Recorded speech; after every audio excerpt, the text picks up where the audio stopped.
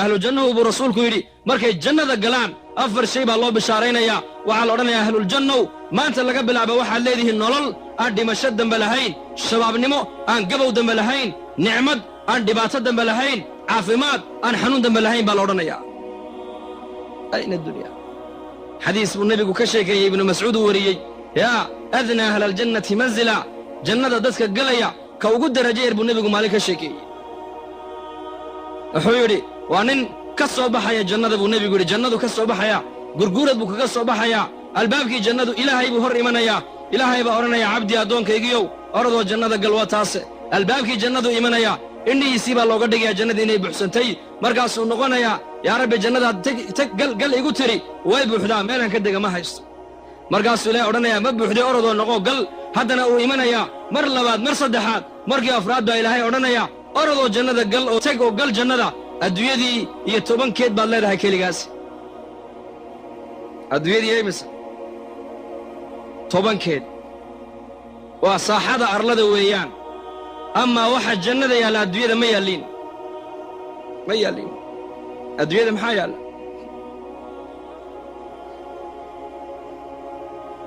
markaasuu odhanayaa ataskharu bi ilaahu ma igu dheeldheelaysaa aw tadxaku bi mise waad igu qoslaysaa adigaaba boqorkiye maskaxdiisay ka dhaadhacayn arrintaas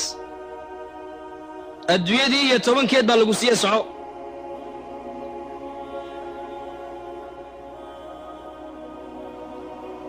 imaam qurtubi kitaabu tadkira wuxuu ku sheegay ninkaasi madaxweyne marka dawlad loo magacaabo koormeer buu sameeyaa dalkoo dhan buu soo maraa gobollada tuulooyinka distrigyada meel kastuu soo maraa wasaaradaha ninkaasi wuxuu yidhi halkanuu ka bilaabayaa jannadiisii halkanuu ka bilaabayaa ilaa dhinaca kale uu ku soo wareegayo meesha uu mar marana mar labaad isha ku qaban maaye safarkaa wuxuu ka qaadanayaa 1000 sannadood imise sano 1000 sannadood fayaatii wuxuu imanayaa albaabkii jannadu isa soo taagayaa xawralcayntiisii baa ka hor imanaysa tanduru ilayhi wa yanduru ilayha buuhi ibnu cabbaas way eegi eegmadoo keliya ayaa qaadanaysay buuhi 40 sannadood imse sanaad dalka joogtaan annadra fad tucaaniquhu wa yucaaniquhaa uu ku boodayaa way ku soo boodaysaa way isku dhegayaan waalmucaanaqatu qadra 40 sana buuhi cabdullaahi ibnu cabbaas mucaanaqadoo keliya waxay saysanayaan 40 sannadood oo kale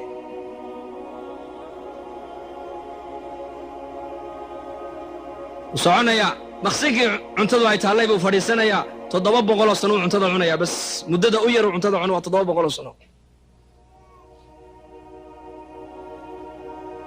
ayna addunya maxay tahay adduunyadu howralcaynta waan ka sheekayn lahayna kolley haweenkuna waa nala fadhiyaan bayaanka waa nala dhegaysanaya muxaadarada xaqoogana waan sheegaynaa cajiib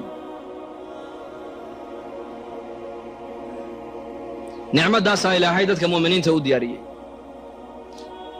yatuufu calayhi 10,000 khaadim buu nebigu yidhi ninka jannada galaya dadka jannada gale ugu jaga yara ugu faqiirsan ee ugu faqiir lama dhihi karee ugu jaga yar waxaa dushiisa dawaafaya buu nebigu yidhi 10,000 oo khaadim baa dul dawaafaya khaadimkan khaadimka kale arki maayo khaadimkan sharaabka iyo cuntada uu sido ku kale ma sido guryaha jannada buu nebigu yidhi sida guryahan adduunyada ma ahine sidaasay carshiga uga laalaadaan buu rasuulku yidhi asxaabtu way yaabeen yaa rasuulallah guryaha sideen u galaynaa wuxuu yidhi sida shimbirahaad u duulaysaan aad u galaysaan buu yidhi cuntaada cunaysaan biyahaad cabbaysaan sindhe iyo kaadi midna noqoni maayaan cuntadu waxay isku beddelaysaa daacadaasoo ka udgoon miskiga sharaabku wuxuu isku beddelayaa dhididkaasoo isaguna miskiga ka udgoon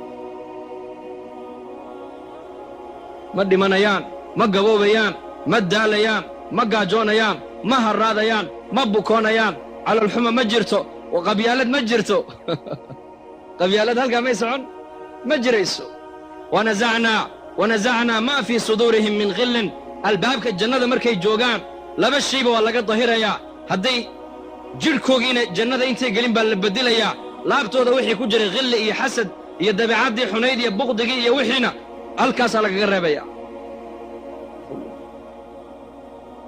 laa yasmacuuna fiiha lagwan ilaa salaama wax kala maqli maayaan salaama bay maqlayaan waalmalaa'ikatu yadkhuluuna calayhim min kulli baab salaamun calaykum bimaa sabartum nazulan min ghafuur salaamun qawlan min rabbi raxiim dhexdoodana waa salaam malaa'igtuna way salaami xagga salaamkana salaam baa ka imanaysa salaantee ka imanaysa salaamtaa waxay ka timidaa la odhanayaa min alxayi aladii laa yamuut ila alcabdi aladii laa yamuut diinta iyo iimaanka islaamnimadu waxay bini aadanka siinaysaa sifaadka ilaahay ka mid a alabad sifat alabad buu yeelanaya qofka bini aadamku markuu jannada galo min alxayi aladii laa yamuut waxaa la odhanayaa salaantani waxay ka timiday ilaahay noolahay aan dhimanayn waxay u imatay addoonka ilaahay isaguna aan dhimanayn haddee toole nicmada ilaahay noo diyaariyey nicmaddaa waxaan ku helaynin waan haysannaa iimaankaan ku helaynaa islaamnimadaan ku helaynaa haweenkuna ilaahay waa u nicmeeyey oo nebigu ayaa yidhi calayhi salaatu wasalaam ida almar'atu ayima imra'atin maatat wa zawjuha canhaa raadin dakhalat aljanna raggu baa la yidhi waxyaabaha jannada ragga loogu ballan qaaday waaba la adkeeye laakiin dumarku waxyaabaha jannada ku galeen waaba wax iska dhib yar naagta gabadha dhimata buu nebigu yidhi haweenayda dhimata iyaduu ninkaygu raadi ka yahay jannaday gashay buu rasuulku yidhi rasuulku xadiis waxau ku yidhi dadka salaadda tukada albaab bay jannada ku leeyihiin laydhaa baabu salaa dadka soonka laazima albaab bay ku leeyihiin baabu rayaan laydhaa dadka sadaqadda bixiya albaab bay ku leeyihiin baabu sadaqa laydhaa dadka jihaadka u dadaala albaab bay ku leeyihiin baabuljihaad laydhaa abuubakar baa yidhi biabi anta wa ummi yaa rasuula allah hooyaday aabbayba waan kugu fidiinoo kugu furanaye siddeedda albaabay jannadu leedahay nin ka galayoo looga yeedhaya ma jiraa buu yidhi markaasuu nebigu yidhi nacam wa arjuu an takuuna minhum haa way jir rag siddeedda albaabee jannadaba looga yeedhay oo la odhanayo kan ka soo gal way jiraan raggaa inaad ka mid tahay baan rajayn buu rasuulku yidhi abuubakarow abuubakar keliya ka geli maayo siddeedda albaabee waxaa la galaysa gabadha saalixadda ida almar'atu sallad khamsahaa wa saamat shahrahaa wa ataacat zawjahaa wa xafidat farjahaa hadday haweenaydu buu nebigu yidhi shanta wakhtina tukato bisha rabadaanna ay soonto farjigaygana xumaanta ka dhowrsato ninkaygana ay adeecdo siddeedda albaabee jannadu ay leedahay ayay kay doonta ka gashaa buu rasuulku yidhi siddeedda albaabee jannadu leedahay ayay kay doonta ka gashaa buu rasuulku yidhi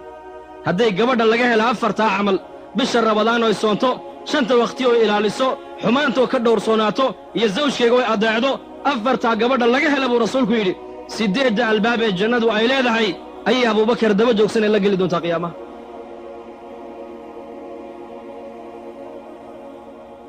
waa la weyddiiyey nebiga gabadhu way weyddiiyeen saxaabiyaadku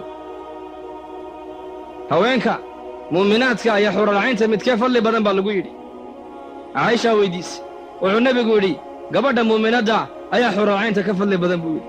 waxay tidhi maxaan kaga fadli badannay waaba xuralcaynoo ilaahay baa sameeyo nuur baa laga sameeyee wuxuu nebigu yidhi bisalaatihinna wa siyaamihinna wa taacatu aswaajihinna waxay kaga fadli bateen xuralcayntu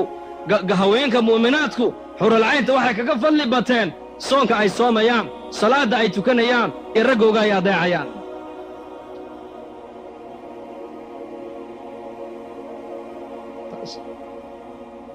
fadligiinna iyo masabkiinna diinta islaamku meel sarayni dhigtay nin baa nebiga u yimid oo yidhi dadkayga qaraabadayda ayaa iigu xaq mutaystay hor iyo horraanba wuxuu nebigu yidhi hooyadaa haddana hooyadaa haddana hooyadaa haddana aabbahaa buu rasuulku yidhi dhegayso gabadhayda muslimadday diinta islaamku hoos kuumay dhigin xaqaagiina may qarine bal diinta islaamku xaqaagii kor bay u qaadday kor sayidina cabdullaahi binu cumar buu nin u yimiday lacalla hada alxadiis waa marfuuc weeyaan cabdullaahi binu cumar buu u yimiday nin markaasuu yidhi yaa ibnu cumar hooyaday ii dhashay ayaan degtayda xashka ku keenay intaasoo mayl ayaan degta ku soo qaaday waan dawaafsiiyey carafa ayaan geeye xaqeegii ma guday mise ma gudin